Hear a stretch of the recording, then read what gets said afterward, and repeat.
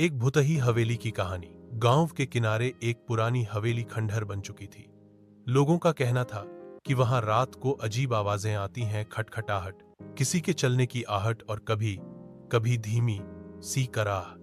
कई सालों से कोई वहां नहीं गया था। एक दिन राहुल और उसके दोस्त मस्ती में उस हवेली की ओर निकल पड़े।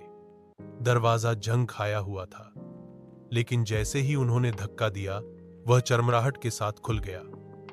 अंदर अंधेरा और धूल भरी हवा थी। दीवारों पर मकड़ी के जाले लटक रहे थे और कोनों में टूटी फूटी फर्नीचर पड़ी थी। अचानक ऊपर के कमरे से किसी के पैरों की आहट आई। राहुल ने टॉर्च ऊपर फेंकी, लेकिन वहां कुछ नहीं दिखा। तभी ठंडी हवा का झोंका आया और दरवाजा अपने आप बंद हो गया।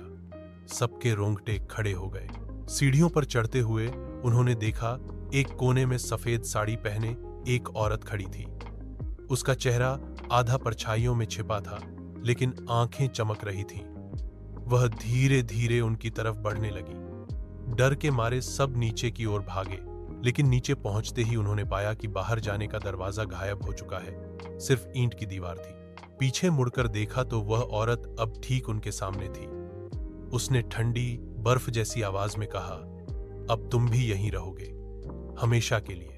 अगली सुबह गांव वालों ने देखा, हवेली की खिड़की से 3 नए चेहरे झांक रहे थे, जैसे वह भी अब उस हवेली का हिस्सा बन चुके हों। अगर चाहो तो मैं इसका एक और भी डरावना ट्विस्ट वाला वर्जन बना सकता हूं, जिसमें अंत में एक बड़ा खुलासा हो।